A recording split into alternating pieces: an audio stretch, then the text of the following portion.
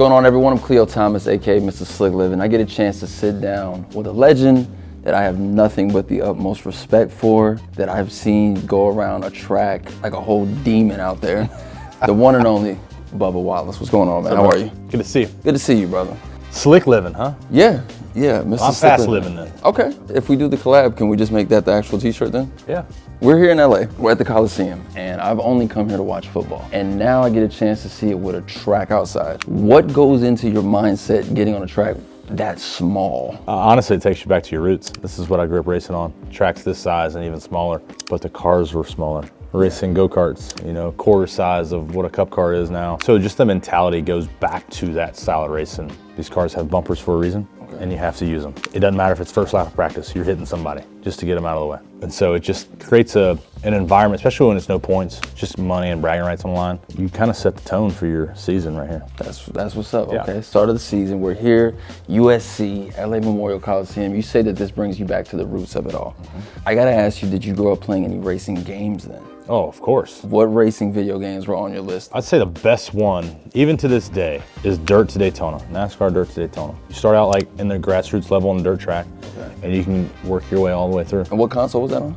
This was PS2. Okay, all right, I'm gonna add that to my stream then. Do that. I'm gonna get my full gear. A lot of fun, yeah. I'm gonna get my full gear. This was probably 2004, 5. Okay. Yeah, I mean, it's old school, but it was so fun. Listen, gaming is literally everything to me. Every set I've ever worked on, I had a console with me. To this day, that's just how it goes. Yeah. So when you say 2004, 2005, like that was, for me, that was the set of holes. Yeah, 0. Yeah, that was that time. Spell dog. D-O-G. The fact that he knows, bro. We celebrated the 20-year anniversary last year, and it was really awesome. cool to see, man. That's 20 awesome. years and people Yeah. still have this love and respect Yeah, for the role, the absolutely. movie.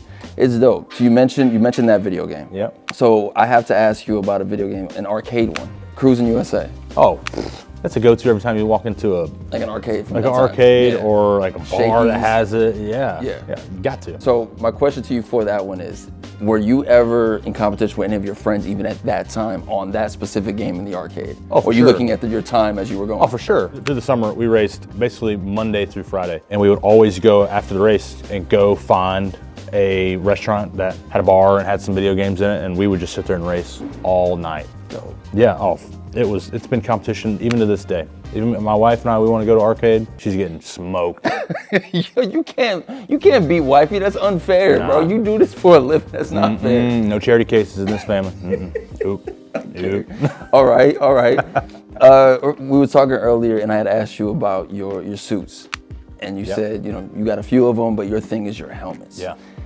Can you give me like your top 3 Ooh, top 3 helmets. favorite ones that you're like, these have to be like either on display or they have to be behind a safe? Yeah. So I met through social media my helmet painter now. He's from Australia, Frank, R-Star Designs, I went to his direction because he hadn't done anybody in Cup, and no one really in the NASCAR field. So now there's 4 of us that he does. So it's a very small, limited, and something always different. So we're up to, I think we calculated, 30 helmets. Yeah, in a matter of 3 years. It's been really cool to kind of have ideas that he has versus what I have and kind of make that collab. The top one that comes to mind right now is the Columbia PFG, my suspension helmet. I was supposed to race it in Homestead 2022, Okay. but I got suspended. It's infamous. Then. Yeah, exactly. So that one, I actually got to race it another time, I think last year, but I didn't get to debut when it was supposed to happen. But that one was my favorite. It's like color chrome, blues, purples, pinks. Second one was probably my Root helmet from our win in Kansas in 2022. Okay. That one is red, white, and blue, very American, looks really good, stands out. Man, my third, I would have to go, my McDonald's helmet this year, I think the world has seen through social media, is fire. The flat and the gloss mixed together with the black and red. Yeah. And the melted cheese on there. Yeah. Oh man. Yeah. Okay, I haven't had a chance to see this one yet, but I can't yeah. wait to see this Yeah, because I want those 3 to be put on display there. For sure. That's dope. Yeah. Man. So your helmets are your babies. Absolutely. For me, you know, it's sneakers, it's toys, it's retro collectibles. Yeah. Like I'm really, really bad. There's a few things in life I'm just like, I'm not letting go. Yeah. Like I have a lot of the old school Nickelodeon electronics. Oh, nice. Like the phone and the alarm and the Yeah. CD player. Yeah. Yeah. From that time. That's those, awesome. Those are things I'm just like, I have to have. I had to hunt for them. Yeah, really? Yeah. How old are you? I'm 35. 35, okay. Yeah. How old are Okay. you? 30. What? 30 gang. Yeah. Welcome to the club. Thanks, You're brother. 30? Yeah, 30. October I turned 30. God You've done all this by 30? Yeah. Dang. How old did you think I was? I was gonna say 32. Okay. Damn. You're a young man. Oh, I'm a senior then. I'm the OG. At this point, hey, he can talk to me. I could give him a little bit about the business on this side. I'm 35. 35. Damn, bro. Yeah. That's dope, brother. So a question for you in regards to, of course, these are the Logitech 850Xs right here. These just dropped. Yep. And so happy to see them in a great colorway. We had the black joints. They roll out the white. Communication is so key to what you do. And this was something I wasn't aware of until I went to the race in Phoenix. This entire time as a fan watching, I really just thought, you throw your helmet on, and you lock in and you just drive. And it's just about your skill set out there. It comes down to the communication of your team being able to keep you on your P's and Q's. What goes through your mind in these races when you have your headphones in, you're listening to your team and they're calling out these plays? How important is that communication to you on the field? I mean, that's your lifeline. I did some endurance racing a couple weeks ago in Daytona, right? We went through 4 days of being on track and having nobody talk to you. And you're out there with other cars. And so you want to feel like lost, because you're like, I don't know if there's a car around me to turn in to do whatever I need to do. And so you went back to how you drive on the roads, which is your mirrors, right? Yeah. But when you're used to having someone tell you, hey, car inside, hey, do this, do that, you get so accustomed to that. So when it's not there, you shut down. So it took me a little bit to get to that. Communication is so important. You know, we were talking about how there's a different series here with us this weekend for the Clash. In the Mexico series, they're on a different tire. And so relaying the info that I feel while we're cleaning up their Hoosier rubber and laying our Goodyear rubber down, hey, I'm a little tight here. Well, then the next 10 minutes go by. Oh, now I'm, a little loose here. Like, you're constantly changing. Everything is changing lap by lap. And so keeping the team up to date so they can make the adjustments accordingly is super important. I was not aware of that until I saw your pit crew go to work. Yeah. Another small thing that I found out is a lot of you guys are D1 recruits. That I did not know. Yeah. Seeing how in sync they are and then understanding the connection between someone who's already gone through training to be a D1 athlete, you throw them out there on the track with you guys. Is that something that was always a part of the industry? Yeah, that's been going on for a while. I mean, a lot of these pit crew members are retired professional basketball players or football players. Yeah. Like, they've made it. Yeah. And then they were like, we're gonna do something different. Some of them are almost got to the top level, but they're like, all right, NASCAR's my path. These guys are studs. They make us look bad. It's the crazy journey of life to be like, my dream, I'm gonna be the top sports player in this division of this city, this state, and then be like, you know what, the same skill set can be applied to Bubba Wallace's pit crew. Yeah. And it's crazy to see how in sync everything is. Yeah, hand-eye coordination, agility, just resilience, raw speed.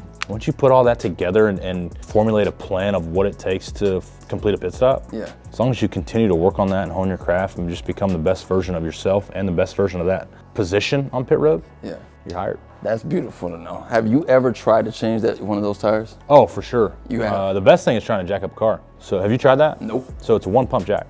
One pump gets the car up. And have you ever actually touched a jack on any other car? That's what, it's 5 or 6 pumps. Super easy, like anybody can do it. When I go to jack it up, my body goes off the ground that way.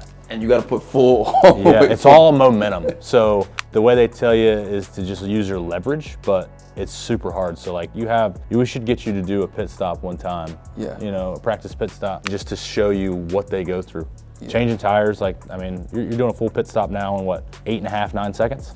So it's nuts. And we went from 10.5, 11 seconds. Yeah. Shorten it down to that. It's one thing to see it on TV, it's one thing to see the videos of it, but to be live and in person and see how quickly it's done, just blew my mind. Yeah. And you were right back out there on the track. I'm like, this is crazy. Yeah. Another question for you in regards to communication, right? When I look at my Logitechs, when I look at my 850Xs, I game with these every single day. Yep. I've had the opportunity to now connect them all the way from my Xbox to my PC, to my PlayStation, so everything gets ran through that. Sound-wise, are you an immersive person when you either want to listen to music, play video games, you want to be zen, you want to be fully immersed? For sure. Yeah. Got the noise cancellation, all that stuff ready to go. Shuts out everything, you're in your own world. It's just you and whatever you're listening to, music, video games, that's it. All right, bro, last question for you really quickly. There was something that went viral not too long ago. Someone asked Stephen A. Smith as far as which Pokemon he would choose out of the first original starters. Okay. Which was Bulbasaur, Charmander, and Squirtle. Those are the originals? Yes, those were. I forgot. You 30. I forgot. Are you even? Are you? Well, I was into Pokemon, but I didn't know like the history behind it. I didn't know they were the originals. Yeah, the original. Where's Pikachu coming at? Pikachu's a part of that, or the core 150. Okay. Yeah. Okay. Yeah. And Charizard and all that. But Charizard is the evolution form of Charmander. Yeah. I remember that. Between the first three, Charmander, Bulbasaur, Squirtle, who are you choosing? I was always Charmander. Always with the fire guys, man. I was always with Charmander, yeah.